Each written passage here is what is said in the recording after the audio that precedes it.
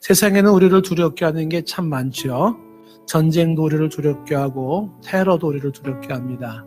코로나19 같은 전염병도 우리를 두렵게 하고 혹은 죽음이 두려워요. 인생의 힘든 순간들이 혹은 문제들이 두려울 수 있습니다. 성경은 두려워할 것이 있고 두려워하지 말아야 할 것이 있음을 말을 하고 있습니다. 우리는 그리스도 안에 있는 자요. 우리는 하나님 앞에 있다. 그리스도 안에 있는 자, 하나님 앞에 서는 자는 하나님의 판단, 하나님의 심판, 하나님이 두려운 거예요.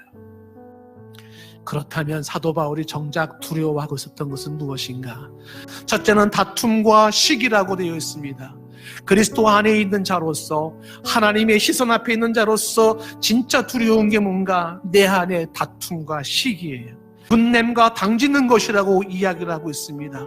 그 분노를 표출하는 것과 함께 당을 짓는 건 끼리끼리 팔을 만드는 것입니다. 비방과 수군거림이라고 이야기하고 있습니다. 비방은 앞에서 대놓고 악담을 하는 것이고, 수군거림은 뒤에서 보이지 않는 곳에서 악평을 하는 겁니다. 거만함과 혼란이라고 되어 있는데, 이 거만함은 교만입니다. 왜 회개하지 않습니까? 왜 잘못을 인정하지 않습니까?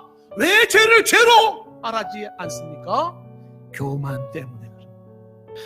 두려웠던 또 하나의 모습을 이야기할 것은 혼란을 말하는데 무질서를 말하고 있는 것입니다. 더러움과 음란과 호색함입니다. 성적인 문란이에요. 프란세스 셰이퍼가 그러면 우리는 어떻게 살 것인가라는 책에서 에드워드 기번의 책을 소개를 합니다.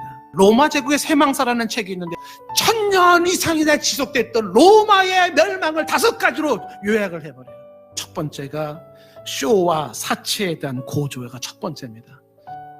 두 번째 꼽는 징조와 원인은 빈부격차라 그래서 부익부 빈익빈 현상이 심해지는 거예요. 성에 대한 집착이라는 겁니다. 성에 대한 집착.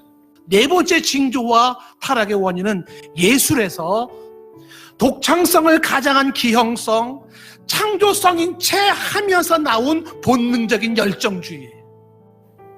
그리고 다섯 번째가요, 그런 나라를 떠나려는 욕구가 많아진다는 거야.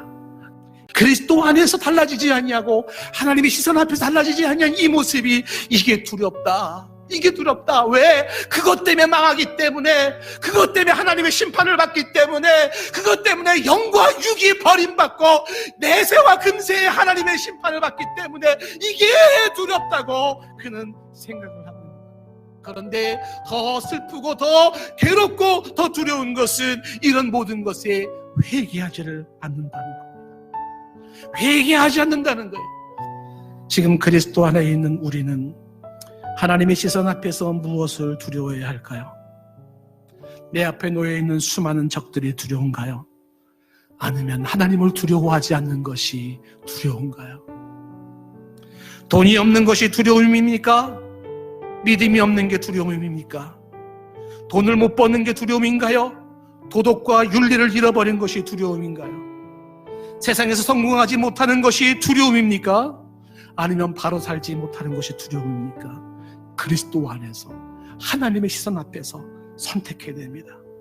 사람들의 오해와 사회에서 왕따 당하는 것이 두려운 것이 아니라 하나님으로부터 버림받는 것이 두렵고, 육체적인 질병보다 더 두려운 것은 정신적인 질병, 영혼의 질병이 더 두렵고, 건강이 나빠지는 것보다 더 두려운 것은 내 영성이 죽어가는 게 더 두렵고, 육체적인 죽음보다 더 두려운 것은 내 영혼의 죽음이 더 두려운 것입니다. 하나님 앞에서, 그의 시선 앞에서 그리스도 안에 있는 자로서 정말 두려운 것이 무엇인가, 무엇을 두려워해야 하는 것인가, 이 부분에 대한 분명한 기준과 판단을 세울 수 있기를 원합니다.